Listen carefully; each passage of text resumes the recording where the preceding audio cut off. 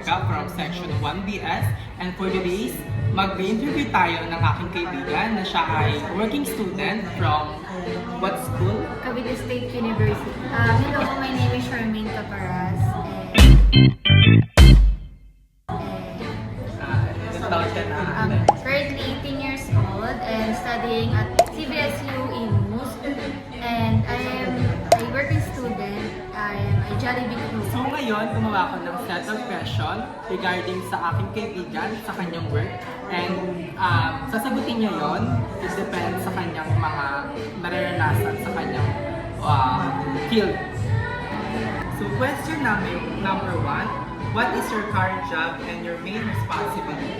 My current job is I'm currently working at Jollibee Camino, and my main responsibilities is to stabilize my connection with my coworkers and to maintain my performance if I'm doing well, if I'm good at communication with other people. Question number two, how do you build trust with your customer or coworkers?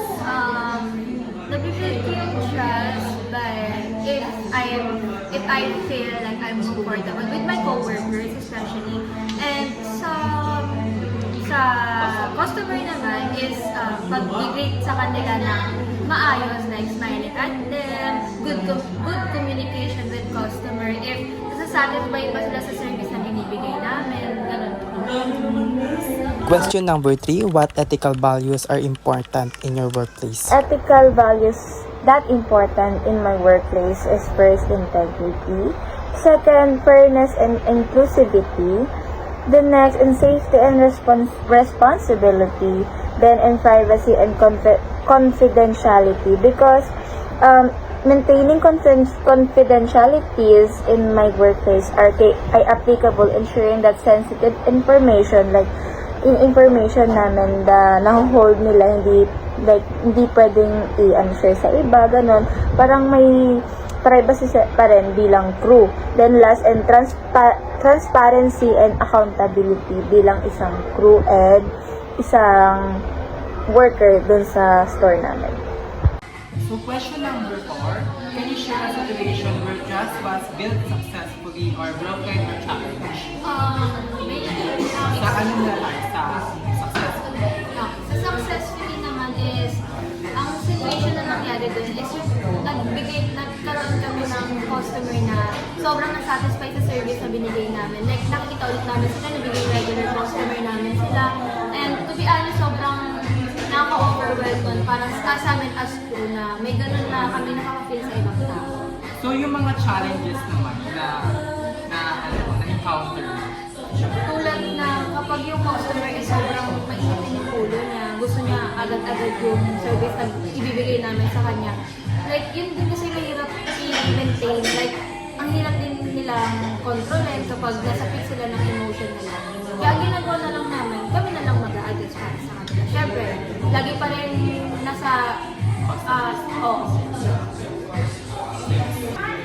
So question number 5 naman, how does your company ensure fair and honest dealing with customer or supplier? So sa customer muna tayo. sa pagiging fair naman sa mga customer is by giving them a good quality service and ensuring them that our product and our service is comforting them and giving them a satisfaction. Sa ano naman, sa pagiging fair naman sa kanila? Sa pagiging honest? Sa pagiging honest naman is, for example, pag may change yung customer, tapos nakalimutan ng gano'n, syempre, parang i-aware namin sila ng, ay, sir, excuse me, may change na po kayo, nakalimutan nyo, gano'n. Like, hindi namin siya kukuhain, gano'n. Para mas karoon sila ng tiwala sa akin. So sa supplier naman tayo, paano mo na-ensure yung kanilang pagka-fair sa supplier? Sa supplier naman by doing some good communication by sa suppliers, like pakikipag-usap na kung tama pa ba yung ganito, hindi namin sila sinusobrahan sa mga supplies, gano'n, hindi namin din sila, kumbaga parang walang bugas. So pagiging ano naman, honest sa supplier? Siguro sa pagiging honest naman na may mali silang naibigay sa amin, like expired, sasabihin namin sa kanila yon agad-agad. Kasi syempre, sila din yung masisira at saka kami. Kaya dapat meron talaga communication. Yes. So for last question, what advice can you give to students about being ethical in the workplace? For me, bibigay ko lang na advice is, ganun pa rin, mas i-prioritize yung good communication, good attitude at the same time, and pagiging humble. Kasi kung papailalim niyo yung attitude niyo sa workplace, walang mangyayari sa inyo. Sarili niyo lang din yung down. And hindi kayo mag-grow kung sobrang attitude yung papailalim. Like, be humble. So thank you, Char, for this interview. Sana ay pagpalain ka pa ng Diyos at maging mahusay ka pa sa iyong work.